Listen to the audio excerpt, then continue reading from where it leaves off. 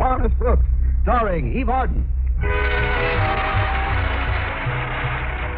Clothes make the woman as well as the man, and our Miss Brooks, who teaches English at Madison High, is regarded as the school's best-dressed teacher. And that includes many of the male teachers.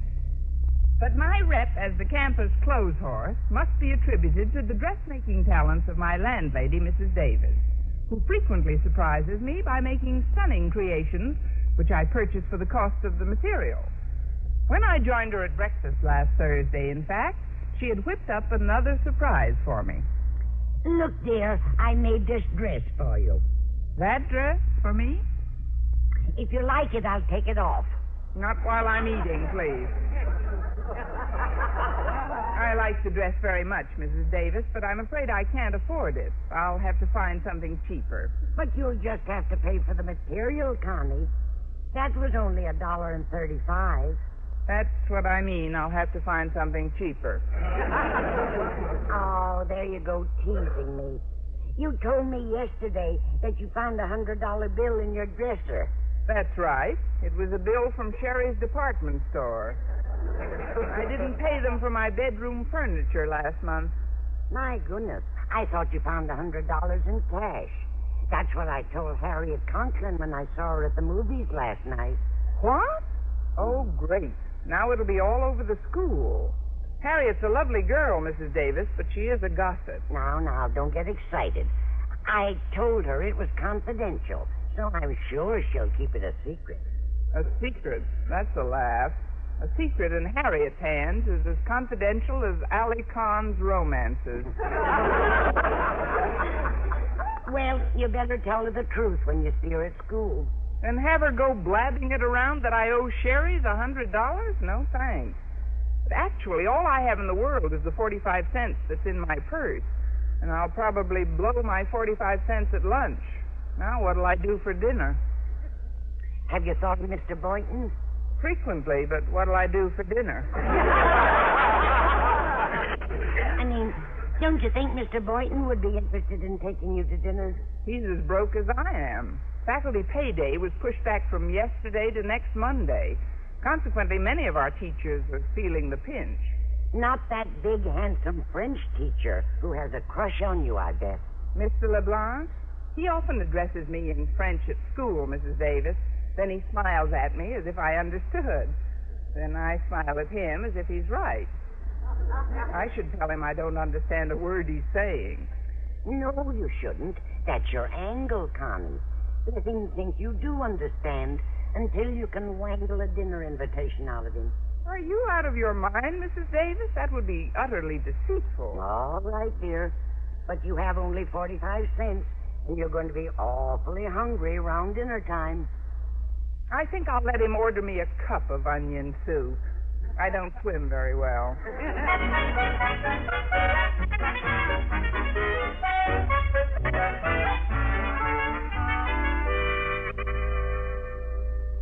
$100 bill, Harriet. Miss Brooks found $100. That's right, Mr. LeBlanc.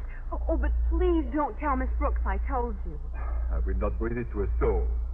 You are aware that the faculty checks are late, Harriet, and as you undergraduates would put it, I am fractured.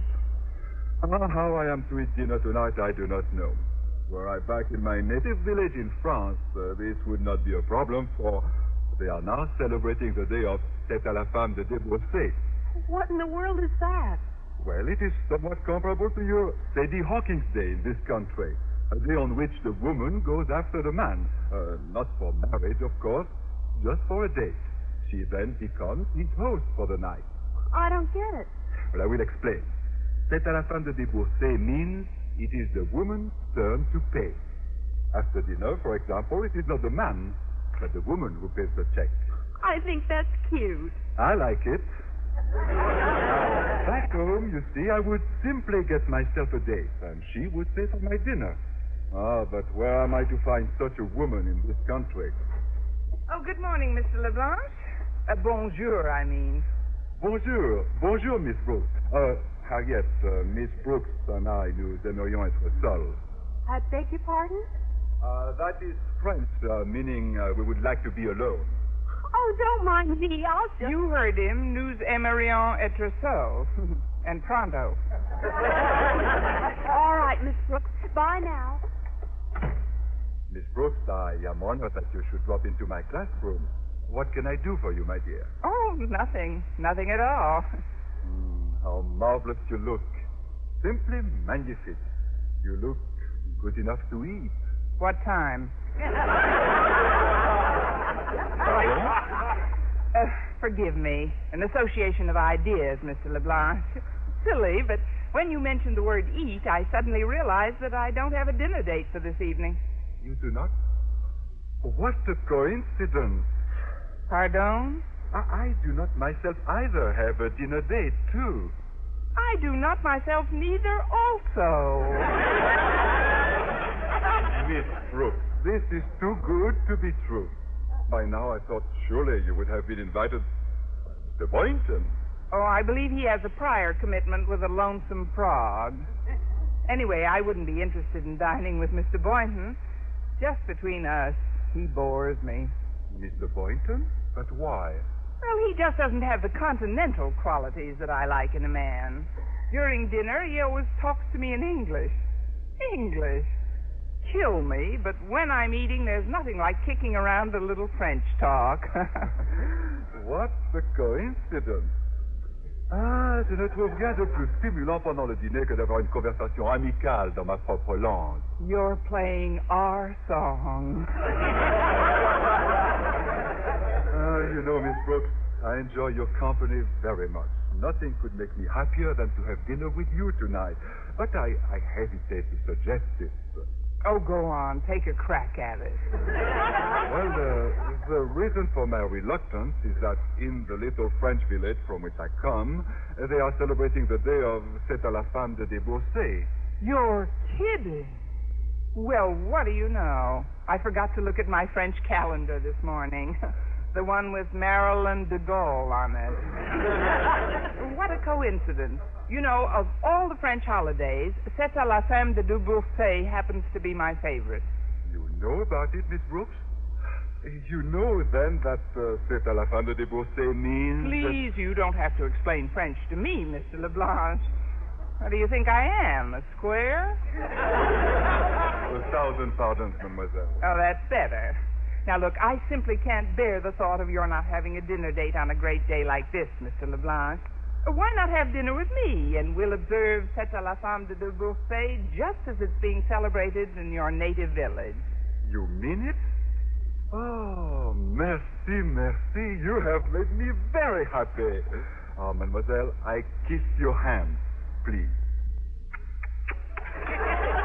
Oh, but perhaps I'm being selfish, Miss Brooks. Perhaps you don't like this kissing. I don't. Usted loco blendo francés. Pardon? That's Spanish, meaning, oh, you crazy mixed-up Frenchman. Since C'est à la femme de débourser means it is the woman's turn to pay, Miss Brooks will pay my dinner check. But blissfully unaware and broke, having just blown her last 45 cents on the blue plate lunch, our Miss Brooks has joined the bashful biologist at his table in the school cafeteria. Her opening remark was clearly designed to ignite the fires of jealousy. I have a dinner date with Mr. LeBlanc. Gosh, I'm certainly envious, Miss Brooks. You are, Mr. Boynton? Are you? Naturally. To think that I haven't enough money for dinner. You two will be eating like pigs. You romantic fool, you. In view of the many dates we've had, I should think you'd show some resentment at my dating another man. Resentment? Why? Well, because, that's why. I happen to have feelings. Don't you realize that I'm a woman? A girl? Well, that's a silly thing to ask me, Miss Brooks. I knew you were a girl the first day I saw you. What tipped you off, Mr. Boynton? Was I wearing pink booties? Now, look, let's not be sarcastic. Let me simply say that I'm very happy for you and Mr. LeBlanc. Me, I couldn't even afford to buy myself lunch. It's that bad? Oh, well, incidentally, this blue plate special I ordered will go to waste, I'm afraid. Unless perhaps you'd be interested in it. Would you? Would I? Thanks. Gosh, a hot bologna sandwich with chicken fat. Boy, I love chicken fat. Say, that's Walter Denton heading this way, Miss Brooks. I'll pull over a chair for him. Greetings, O fairest flower in Madison's garden. Wouldst I were a bumblebee that I could spend my hours busily buzzing about your blooming beauty. Comb the bees out of your teeth and sit down, Junior. Merci beaucoup, senorita.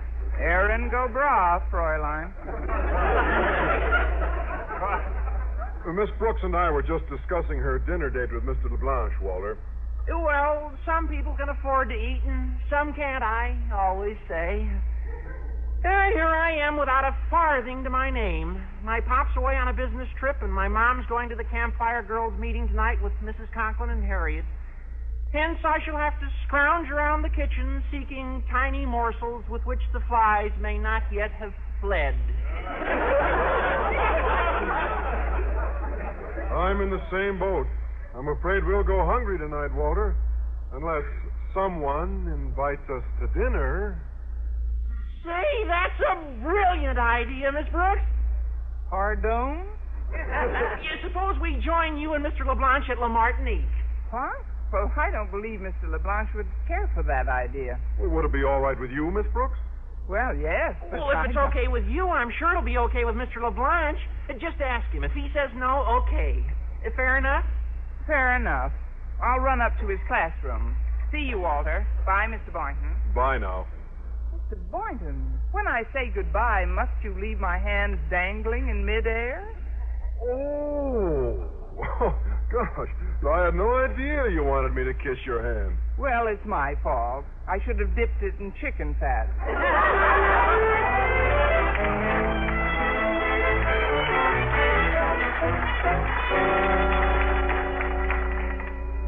If it is all right with you, Miss Brooks, it is certainly all right with me. Oh, thank you, Mr. LeBlanche.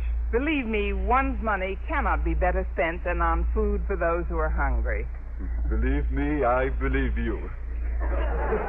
You're so kind, so unselfish. I know you'd hoped we'd be dining alone, Mr. LeBlanche, just the two of us.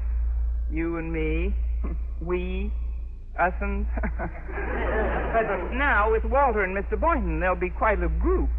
Well, if that is your wish, it is mine also. The more, the merrier. You know, Miss Brooks, in my native village, the celebrants of Fête à la fin de débauché are already swinging into an evening of mad revelry. Evening? Oui. Between here and my homeland, you see, there is a 6-hour difference in time. Their merrymaking has begun. But we will catch up with them. Nous célébrerons cette occasion dans un vrai style parisien. Oh, oui. Ça sera une nuit dont je me souviendrai longtemps. Oui, oui. Et pour cela, je vous devrai une affection et une gratitude éternelle. Oui, oui. I'll fight it out on this line if it takes all winter. Je dois vous remercier d'avoir tout facilité. Oui. Oui, oui. Whoops. In conversing with the Frenchman, Miss Brooks, an occasional no is advisable.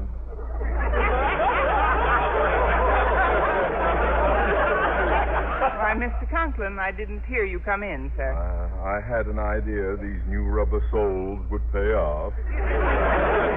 Excuse me, Mr. Conklin, I must go to the cloakroom to sharpen dispensers for my next class. You go sharpen them, Miss Brooks. I'd like a word with Mr. LeBlanc. But... On your horse, mademoiselle.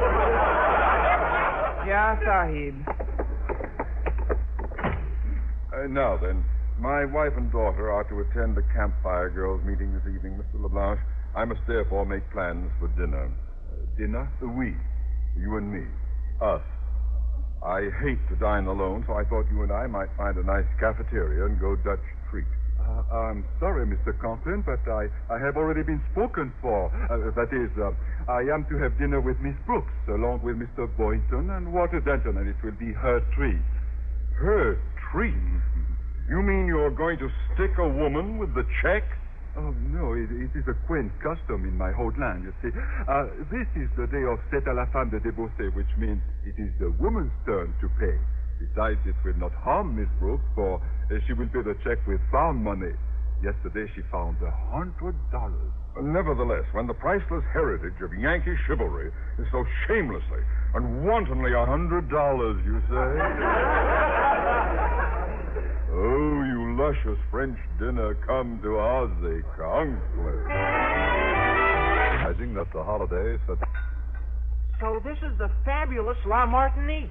Quel swanky joint. I can't make head or tail of this menu. Everything's in French. Miss Brooks alone will read the menu, Mr. Boynton. Pardon? On cette à la fin de divorcé day, it is the custom that the woman shall order for the party. Garçon? Oui, monsieur, at your service. Miss Brooks will order for the group, garçon. Go on, mademoiselle. Oh, oui, senor. Monsieur. Well, now, let's see. It's an interesting menu, isn't it? Say, this sounds very nice. Garage gratuit à l'arrière. Madame, that means free parking in the rear.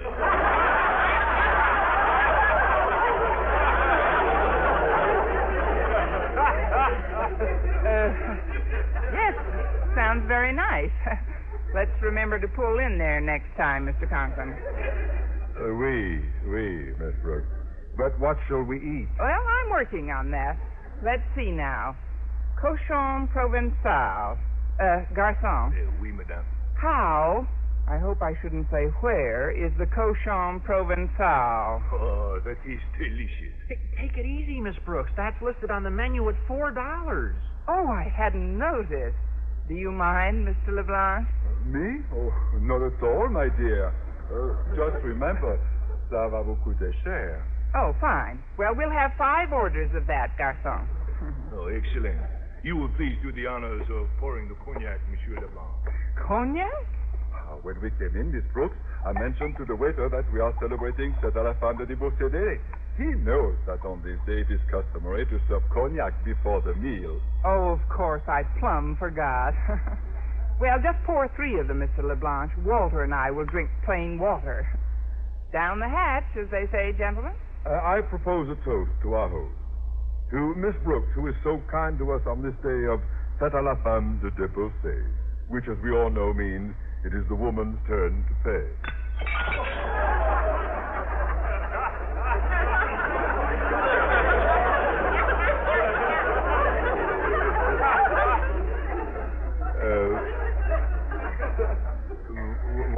What happened?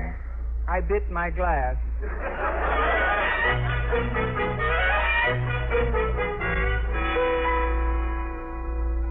Well, I don't get it, Miss Brooks. Every time the waiter tries to present the check, you order more food. Yes, what are you so nervous about? Me? Who's nervous? I'm not nervous. Check, madame. No, not yet, garçon. I see it's only 5:45. Bring us some crepe Suzette. Well done. Pour another round of cognac, Mr. LeBlanc. None for us. I don't drink, you know. Oh, but you ordered crêpes Suzette, Miss Brooks. They are cooked in cognac, you know. Are they? Oh, well, I suppose it's better to have eaten crepe Suzette than never to have gotten loaded at all.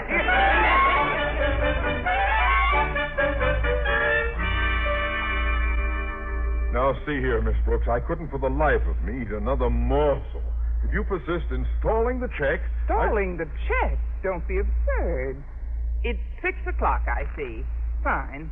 You may leave the check on the table, garçon, and come back in a few minutes. Oui, madame. As you wish.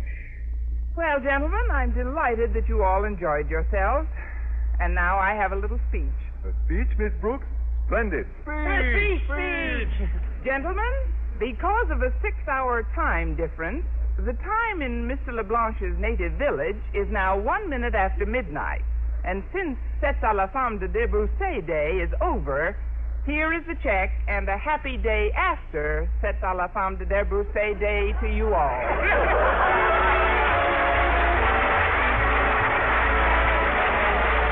Miss Brooks, starring Evard and transcribed. Was produced and directed by Larry Burns. Written by Joe Quillen with the music of Wilbur Hatch. Mr. Conklin was played by Gail Gordon. Others in tonight's cast were Dick Crenna, Jane Morgan, Bob Rockwell, Gloria McMillan, Maurice Marsack, and Peter Leeds.